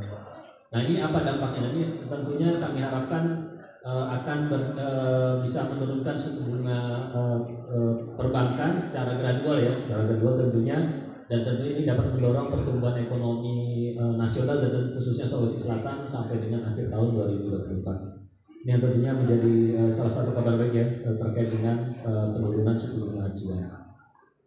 Kemudian untuk ekonomi Sulawesi Selatan sendiri, sebagaimana disampaikan pada slide nomor 10 ini juga pertumbuhannya alhamdulillah masih cukup tinggi, di mana mencapai 4,98% walaupun masih bawah level nasional, tapi ada secara levelnya meningkat dari triwulan pertama yang hanya 4,82%. Dan tentunya ke depan kami melihat di slide ke-11 bahwa sektor pertanian yang di tahun sebelumnya ini menjadi sektor pertanian menjadi pangsa yang cukup besar. Tahun lalu kita pertumbuhannya cukup rendah. Sekarang alhamdulillah ini bisa menjadi salah satu penopang laju pertumbuhan. Tentunya ini karena dukungan dari faktor cuaca yang relatif mendukung. Karena tahun lalu kita kan terkena dampak El Nino ya terkait dengan kemarau panjang. Nah, ini dengan fenomena La Nina diharapkan ini bisa mendukung pertumbuhan sektor pertanian yang lebih baik lagi. Dan ini berdampak juga pada industri pengolahan karena terkait dengan industri penggilingan padi yang cukup besar di daerah Sidrap dan wilayah lainnya. Untuk pertumbuhan ekonomi pada slide 12 saya kira ini masih juga on track. Kami melihat pertumbuhan di tahun 2024 ini bisa mencapai 4,8 sampai 5,4%. Jadi insya Allah bisa tumbuh dari tahun sebelumnya yang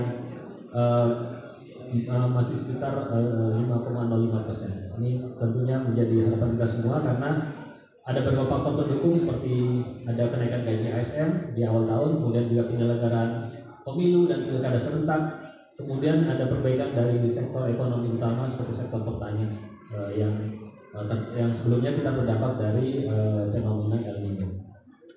Kemudian dari yang cukup baik lagi adalah perkembangan inflasi Sulawesi Selatan ini. Kalau kita lihat di slide 13 ini bahwa dalam 4 bulan terakhir kita mengalami deflasi yang sehingga ini kalau kita rata-ratakan sampai dengan akhir tahun kita masih mempunyai cadangan ya. Kalau cadangan artinya kalaupun ada lonjakan yang cukup tinggi pada saat pilkada serentak di bulan November dan di Desember itu ada kenaikan inflasi karena periode Nataru ya, Natal tahun baru. Nah, ini dengan adanya deflasi dalam 4 bulan terakhir ini bisa menjadi buffer ya kalau nanti laju inflasinya bisa lebih terkendali lagi. Kami melihat bahwa sampai dengan akhir tahun ini juga masih on track di 2,5% plus minus 1% sesuai dengan target nasional. Ya.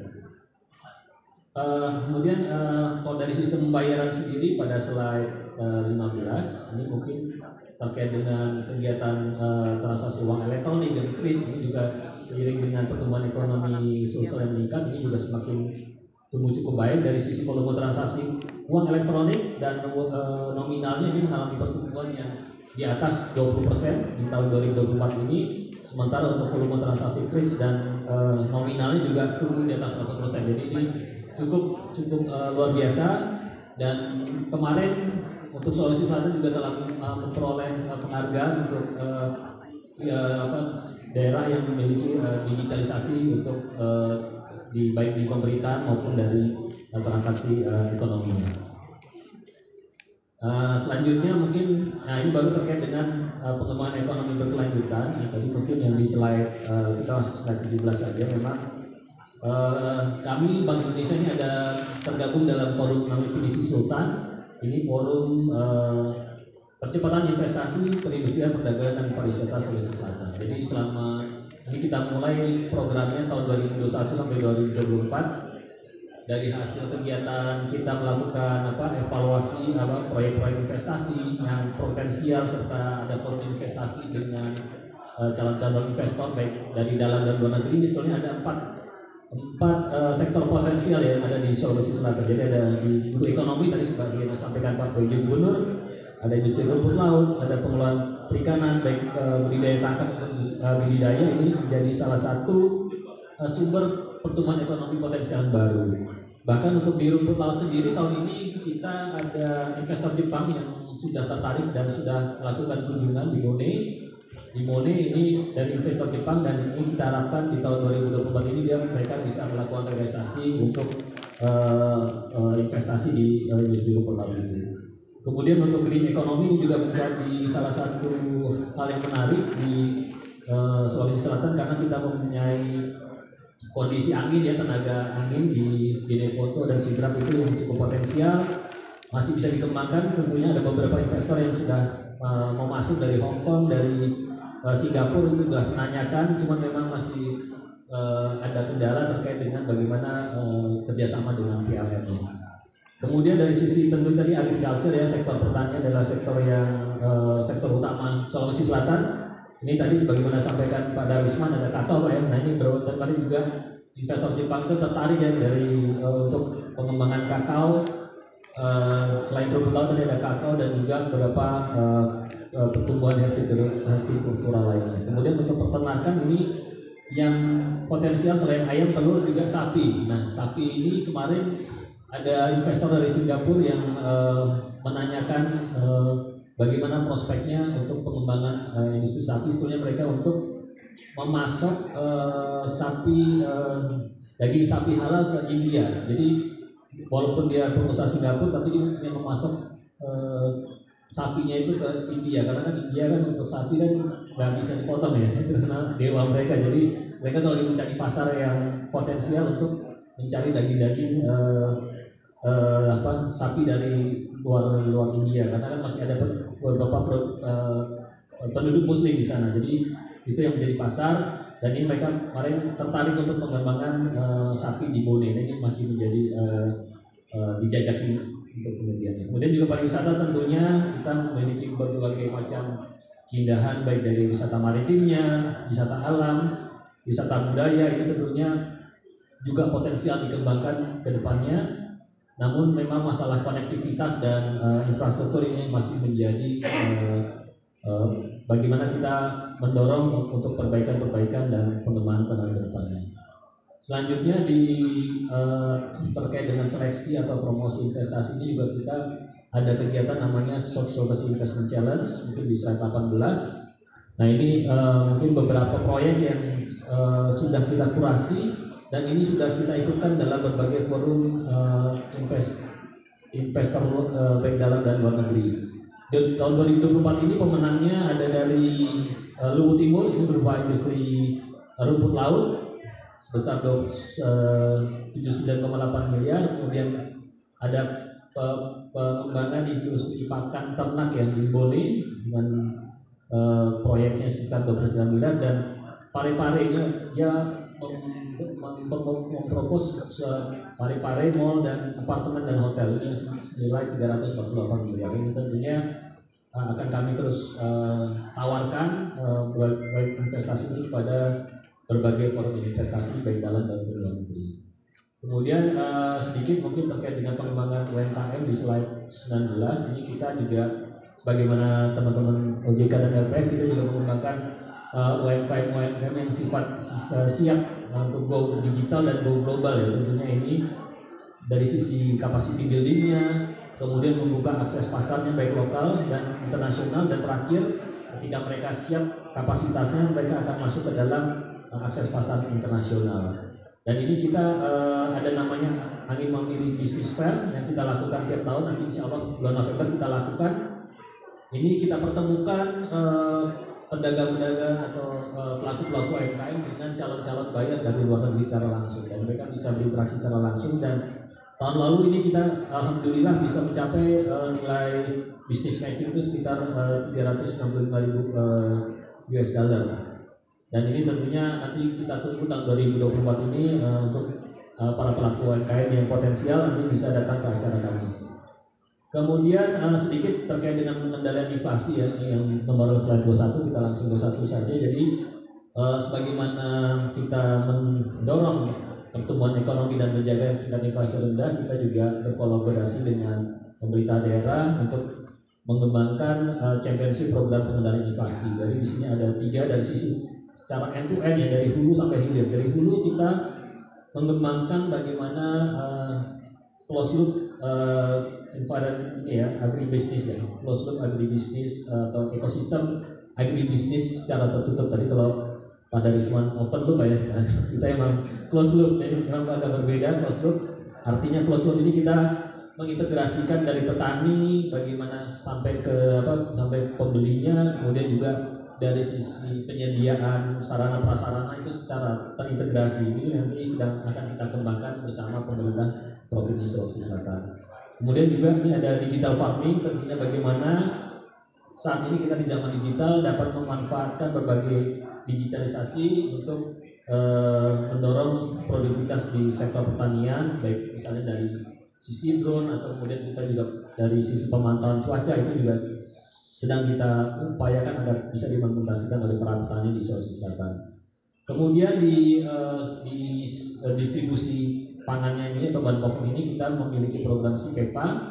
Ini merupakan kerjasama antara TPID, pengendalian inflasi daerah, dengan beberapa mitra toko retail ya, mitra toko retail untuk mereka memasok kebutuhan pokok. Jadi yang saat ini kita kerjasama itu sudah dengan Sampurna Retail Community.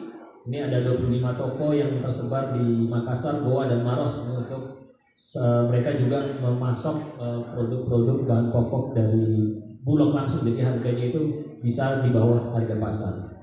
Dan ini untuk tentunya menyasar masyarakat yang susah aksesnya ke mungkin pasar dan memerlukan menghindari biaya tinggi dalam distribusinya. Dan terakhir secara hilir kita juga ada namanya mini distribution center. Itu adalah bagaimana kita menghadirkan pusat-pusat distribusi yang kecil ya, sifatnya kecil, bisa menggunakan mobil, bisa menggunakan gerobak. Itu dia menyediakan barang-barang kebutuhan pokok juga bagi masyarakat dengan harga yang relatif murah. Dan ini tahun ini kita alhamdulillah sampai dengan Desember September ini telah melakukan 469 kali kegiatan MDC dan pasar murah kerjasama dengan pemerintah Provinsi Sulawesi Selatan. Jadi hasilnya tadi kegiatan inflasi yang cukup rendah, salah satunya adalah hasil dari bagaimana kita berkolaborasi dengan Pemprov ini untuk menghadirkan tadi mini distribution center dan pasar murah ini. Mungkin demikian ya secara umum yang dapat kami sampaikan. Kami kembalikan pada penonton. Terima kasih. Ya, terima kasih Pak Sakti. Tadi saya lihat salah satu slide ada situ Coba Makassar. Membaca itu Coba Makassar. Ini kan waktunya sudah rawan-rawan ini. Sudah jam rawan ya. Ya, oleh karena itu kita efektif waktu. Selanjutnya ke para penanggap. Kita mulai dari Pak Prof Marsuki. Ini tanggapannya, mohon Pak Prof, tanggapannya jangan terlalu keras. Karena ini rawan-rawan ini, sudah waktu rawan ini. Kalau kita mendengar apa yang disampaikan mulai dari Pak Gubernur, kita berharap sebenarnya Sulawesi Selatan itu dibangun dalam konteks bagaimana pembangunan itu bisa dinikmati oleh masyarakat kebanyakan secara adil, merata, ya, dan memang mutunya bagus.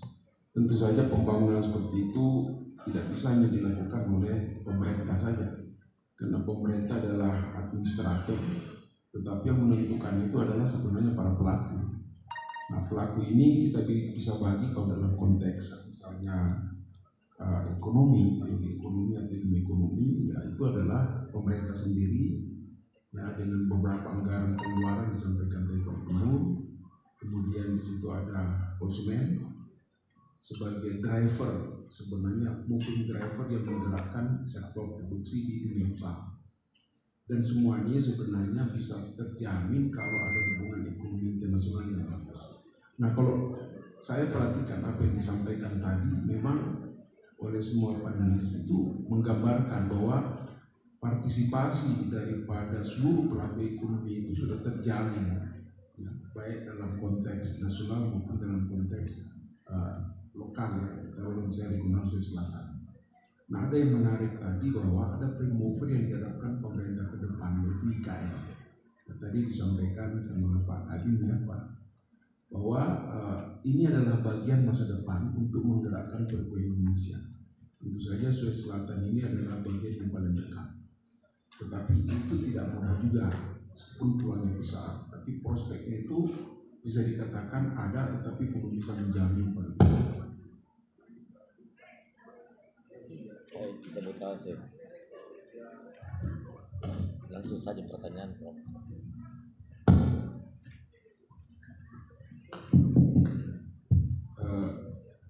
Ini masih tetap kontroversial, tapi tentu saja kita bukan dalam konteks itu. Kita berharap bahwa TKN ini memang menjadi harapan bagi Sulawesi Selatan. Tadi sampaikan oleh Bapak, begitu banyak potensi dan prospek yang bisa diharapkan. Dan saya sepakat untuk beberapa hal, ya, dalam kaitan itu. Hanya memang Sulawesi Selatan harus siap. Tapi kesiapan ini tentu didukung oleh pelaku ekonomi yang mungkin masuk di asosiasi. Dan sekarang ini paling banyak adalah asosiasi dunia usaha. Nah, kemudian yang tadi Pak dari Wali Kota ini mewakili pemerintah lah kira-kira, ya. Jadi Makassar ini adalah bagian Sulawesi Selatan yang bisa sebenarnya menjadi betul epicentrum, ya, pembangunan di Sulawesi Selatan dengan pelibatan peran pemerintah. Ada satu catatan yang perlu diperhatikan, Pak. Sulawesi Selatan pada umumnya ketergantungan pembiayaan dari pusat itu sangat besar. Kalau tadi dari pengusaha, modalnya bisa dikatakan modal sendiri atau modal pinjam dari perbankan. Tapi kalau dari pemerintah itu sebenarnya modal pembangunan Sulawesi Selatan ini itu hampir 77% dari pusat, Pak. Transfer keuangan daerah, ya. Itu artinya pembangunan ekonomi di Sulawesi Selatan termasuk Kota Makassar itu sangat tergantung daripada transfer daerah. Bisa Bapak bayangkan kalau tidak ada transfer uang dari pusat, itu gimana pembangunan kita di sini? Pengusaha masih bisa jalan karena dia bisa normal, ya. Tapi untuk daerah, bahkan ada daerah yang mungkin hanya 2% saja kemampuan PAD-nya, ya, yang lainnya itu sangat terbatas. Itu berarti bahwa ketergantungan pembangunan untuk Sulawesi Selatan ini itu tergantung masih dari pusat. Artinya seluruh pelaku ekonomi di Sulawesi Selatan ini itu betul-betul harus juga bagaimana memberi satu keyakinan kepada pemerintah pusat bahwa dana atau anggaran yang disampaikan ke daerah itu benar-benar dimanfaatkan untuk pembangunan. Nah, kami melakukan kajian-kajian kecil dari TKD itu sebenarnya mana bagian yang paling menyentuh dan akhirnya berhasil untuk diterapkan di Sulawesi Selatan. Dari 4 faktor, Pak, ini saya kaget sekali. Ternyata dampak TKD terhadap pertumbuhan itu bisa dikatakan hanya berhasil terrealisasi dari yang direncanakan pembangunan itu hanya 20%. Artinya TKD yang mengucur begitu besar itu hanya terrealisasi oleh masing-masing kabupaten kota itu hanya 20%. 80% gagal, Pak. Kemudian yang kedua, kemiskinan. Rupanya TKD lebih banyak memperbaiki tingkat kemiskinan. Yang ketiga itu adalah pengangguran. Pengangguran yang kedua yang kurang berhasil. Dan itu hanya ada beberapa daerah sebenarnya. Artinya bahwa kemampuan keuangan daerah untuk mendorong pertumbuhan itu betul-betul seperti disampaikan Pak Gubernur sangat tergantung dari pusat. Sehingga ini harus diwaspadai. Karena kapan pusat tidak lagi bisa mensupport sumber keuangan pusat, selesai kita. Nah, bagaimana dengan pelaku ekonomi lainnya? Pelaku ekonomi lain yang kedua yang bisa mensupport itu adalah perbankan. Perbankan di Sulawesi Selatan ini, kalau kita bisa lihat, adalah sumber utama yang bisa mendroping, menggerakkan ekonomi para pelaku ekonomi, mulai dari pengusaha, ya, termasuk pada masyarakat dan seterusnya. Artinya kegagalan daripada perbankan untuk mensupport ekonomi itu juga sangat rawan. Untung saja yang disampaikan oleh Pak Risman itu perbankan kita cukup bagus dalam melayani dan membiayai kebutuhan-kebutuhan mereka kita. Meskipun di sana sini ternyata banyak dari sumber pembiayaan perbankan kita ini sebenarnya modalnya dari luar, ya, bukan dari modal kemampuan sendiri. sampai misalnya 130 LDR, itu berarti ada 30 triliun lebih uang itu dari luar. Dari mana? Ya itulah disebut dengan kredit yang masuk ke Sulawesi Selatan. Dan kata lain bahwa kita tidak bisa lagi menuduh bahwa perbankan yang ada di Sulawesi Selatan ini itu menyerap uang Sulsel masuk ke pusat, tidak. Justru kita menyerap uang pusat masuk ke Sulawesi Selatan. Tetapi yang jadi pertanyaan yang digelisahkan oleh Pak Darwisman, begitu banyak ternyata kemampuan ketahanan uang masyarakat kita itu belum terabsorb oleh lembaga-lembaga keuangan. Ini menjadi pertanyaan besar. Ya, oleh tadi Bapak LPS menyampaikan ini berarti uangnya kemana ini? Ya, ternyata saya sudah ada gambaran uangnya lari ke penyalahgunaan, Pak. Ojol, kemudian judi online, investasi bodong. Berarti masyarakat kita ini memang persoalannya di situ, Pak. Sepakat tadi kita adalah literasi kita terlalu rendah. Ya, inklusi sudah bagus, tetapi literasi yang kurang. Tapi apa yang dilakukan OJK menurut saya sudah begitu banyak program, ini saya pikir bisa disupport, terutama di tingkat kelas masyarakat kita yang lemah pendidikannya dan termasuk tempat masyarakat ibu rumah tangga. Saya juga kaget juga tadi, kok ibu rumah tangga banyak ternyata masuk main di judi online. Ini ada apa? Nah, ini mungkin perlu ada penanganan khusus dari suami-suami terhadap istri-istri seperti ini. Kita tidak tahu ternyata gaji kita dipakai oleh mereka untuk menjudi. Keterlaluan, dosa besar perempuan itu ya. Minta maaf para istri-istri itu. Nah, kemudian yang menarik tadi bahwa peran daripada Bank Indonesia yang memainkan peran untuk menjaga stabilitas ini saya pikir sudah tepat. Banyak hal, hanya memang masih banyak pertanyaan. Kelihatannya oleh kami masyarakat umum itu masih melihat terkadang ada tumpang tindih daripada kebijakan yang dilakukan oleh OJK dan kebijakan yang dilakukan oleh Bank Indonesia. Ini mungkin perlu dicari di mana sebenarnya, jangan sampai terjadi pertanyaan. Ini pertanyaan dari mahasiswa saya sendiri, Pak. Minta izin, Pak, ya. Ini sebenarnya OJK dan BI ini gimana ini sebenarnya komunikasinya? Karena ada banyak beberapa kebijakan itu bertumpang tindih. Tapi tadi antara close dan open itu saja kan sudah bagus definisinya. Tapi dalam praktek terkadang itu juga masih menyentuh ke situ. Nah, yang terakhir menurut saya perlu saya tanggapi juga peran LPS yang sudah melihat. Tentu saja LPS selalu berharap, Pak, ya, bahwa ekonomi kita bagus, perbankan bagus, sehingga beban daripada LPS itu menjadi kurang. Mudah-mudahan itu bisa tercipta satu keyakinan. Kenapa masyarakat kita sebenarnya tidak menabung? Jawabannya sederhana kelihatannya, Pak. Kenapa dia tidak menabung? Kenapa dia hanya masuk ke situ? Masih ada kekurang percayaan kepada mereka untuk memasukkan uangnya ke lembaga keuangan. Dan kalau itu terjadi, tentu saja para pengusaha jadi kebingungan, Pak. Modal dasarnya adalah kredit, tapi kreditnya terbatas. Untung aja ada misalnya sumber dana dari luar yang bisa mensuplai, tapi itu tidak bisa. Yang terakhir yang perlu disikapi adalah kehati-hatian kita. Bagaimana mengelola potensi keuangan transfer pusat ke daerah ini yang sangat besar, Pak. Makassar syukurlah, mungkin 70% sudah dia sendiri biayai, 30% dari sana. Tapi ada daerah tidak seperti itu, Pak. Secara rata-rata dan Sulawesi Selatan itu masih defisit anggaran untuk membiayai program pembangunan. Kali ini juga masih defisit, hampir 1,5 triliun. Itu artinya uang sudah dimasukkan besar-besar, tetapi dana konsolidasi pusat itu masih lebih besar untuk pembiayaan dibanding dengan penerimaan yang didapatkan oleh pemerintah pusat di Sulawesi Selatan. Jadi ini tanggung jawab besar. Hanya sayangnya tadi tidak ada Departemen Keuangan dilibatkan, Pak, ya.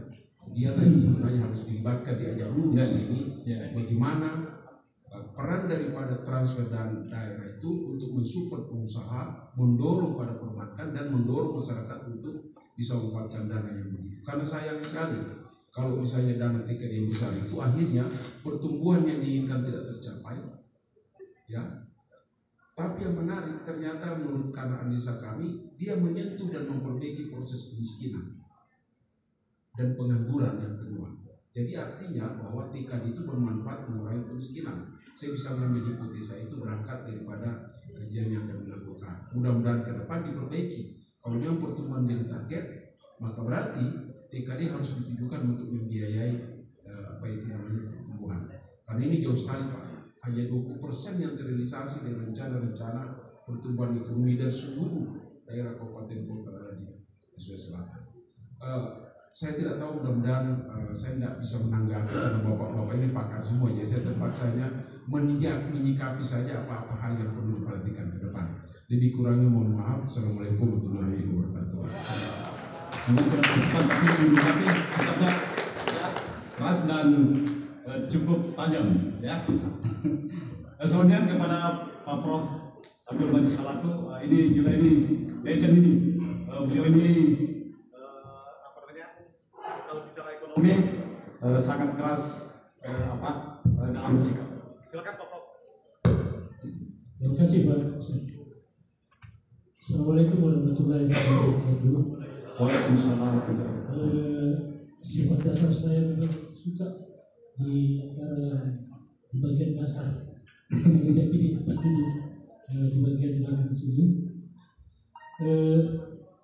Saya kira sudah banyak yang dikeluarkan oleh Prof. Marzuki, tapi saya sedikit kecewa karena data-data keuangan yang dikemukakan, saya agak buta huruf sebenarnya keuangan, finansial maksudnya, tidak terlalu panjang ke belakang. Saya ini produk lama Pak, saya orang Orde Baru Pak. 30 tahun lebih yang lalu, saya kira capaian-capaian makro dari perekonomian Sulsel itu belum pernah kita capai kembali sekarang dalam 10-15 tahun terakhir. Saya kira kalau kita mau fair, seharusnya kita lihat, karena bicara ekonomi mestinya kita bicara long term perspektif supaya bacaan kita menjadi lebih bagus. Nah, kalau kita lihat pada waktu itu dengan pertumbuhan yang di atas 7% on the average, saya pretend untuk mengatakan itu karena saya waktu itu di Bapeda, Provinsi Sulawesi Selatan. Waktu itu sektor finansial belum terlalu kuat di Sulawesi Selatan, tapi dia bisa mencapai satu pertumbuhan yang seperti itu. 10-15 tahun terakhir, tidak kurang Gubernur Sulawesi Selatan sendiri pada waktu itu mengatakan bahwa volume perputaran uang di Sulawesi Selatan sudah demikian besarnya, tetapi pertumbuhan belum bisa mencapai apa yang dicapai pada tahun 90-an awal itu. Apa artinya? Bagi saya itu berarti memang sektor finansial ini masih belum mampu memutar roda perekonomian di Sulawesi Selatan. Memang kelihatan dan juga tadi sudah dijelaskan bahwa masalah literasi keuangan, masalah pelembagaan di sektor keuangan masih memang menjadi tantangan yang besar. Tapi bisakah kita mencoba mendudukkan secara real, dudukkan di atas meja bagaimana sektor keuangan berdampingan dengan sektor real? Persoalan yang kita hadapi ke depan menurut saya di Sulawesi Selatan adalah bahwa kita akan menghadapi tantangan besar di dalam sektor real.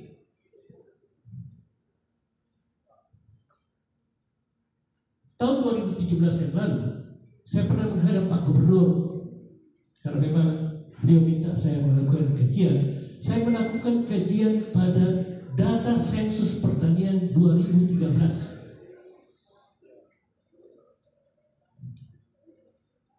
Tapi waktu itu saya anggap memang pikiran penentu kebijakan di Sulawesi Selatan itu sudah mulai dirasuki oleh keuangan, investasi, dan semacamnya. Usulan saya pada waktu itu adalah kiranya mulai dipikirkan untuk mengganti komoditas unggulan di Sulawesi Selatan yang 7 atau 8 yang masih ada sampai sekarang. Tadi masih ada disebut kakao, rumput laut. Kenapa saya meminta pada tahun 2017 untuk dipikirkan untuk diganti? Karena petani pelaku produksi itu tidak terlalu banyak mendapatkan kemanfaatan. yang mendapatkan kemanfaatan dari sektor real, komunitas-komunitas unggulan Sulawesi Selatan hanya pedagang perantara, eksportir, dan seputar itu. Tidakkah kita berpikir sekarang bahwa kita menghadapi persoalan SDM di pertanian kita? Sudah banyak anak muda kita yang sudah tidak mau bertani.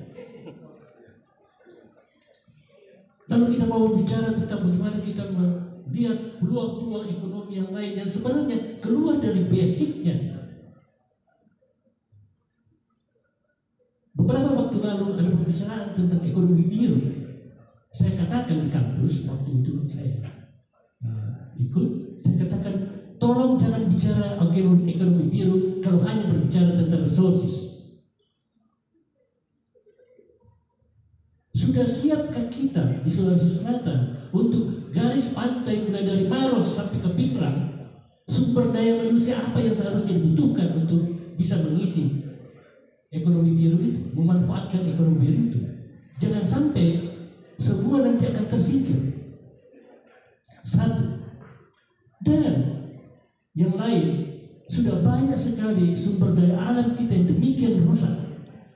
Saya melakukan kritik, saya ingin, mungkin ini tidak relevan buat bapak-bapak di sektor keuangan, tapi di Sulawesi Selatan itu ada 148 daerah aliran sungai dan 120 sekian itu yang rusak. Itulah sebabnya tidak ada satupun kabupaten kota di Sulawesi Selatan yang tidak terkena banjir dan longsor. Apa yang kita bisa harapkan dengan kita punya resources base yang ada di Sulawesi Selatan? Jadi tidak cocok itu kalau dikatakan bahwa Sulawesi Selatan itu adalah wilayah pedagang. No. Dia memanfaatkan sumber dayanya untuk perdagangan. Tapi dia bukan pedagang. Apalagi kalau dibilang entrepreneur. Perdebatan saya 40 tahun yang lalu dengan Pak JK untuk istilah itu. Yang saya katakan di Sulawesi Selatan itu banyak pedagang, bukan perusahaan. Saya minta maaf, Pak Kadin. Nah, hal-hal seperti ini, menurut saya mohon bapak-bapak yang bergerak di sektor keuangan, tolong bisa diangkat sekarang ini hasil sensus pertanian tahun 2023. Dan itu sudah ada. Untuk kita bisa melihat, waktu itu tahun 2017 dengan memanfaatkan data sensus tahun 2013, saya katakan ada beberapa komoditas yang seharusnya dimunculkan di Sulawesi Selatan. Yang pertama pisang, tapi bukan appendix. Maaf. Jadi teman-teman, Prof, jangan dikasih habis semua di sini karena kita ini berharap bisa ada seminar-seminar berikutnya berseri. Justru itu, tolong sandingkan sektor real dan sektor finansial. Jangan kita berbicara terpisah-pisah. Secara teoritik pun sektor finansial, sektor real itu harus dibahas secara bersama. Begitu ada ketimpangan di antara keduanya, dan saya lihat itu sudah terjadi sekarang. Padahal kita masih mengeluhkan bagaimana pelaku-pelaku di sektor keuangan itu tidak nyambung dengan kondisi perekonomian kita. Bapak-bapak sektor perbankan, saya ketemukan di Parepare.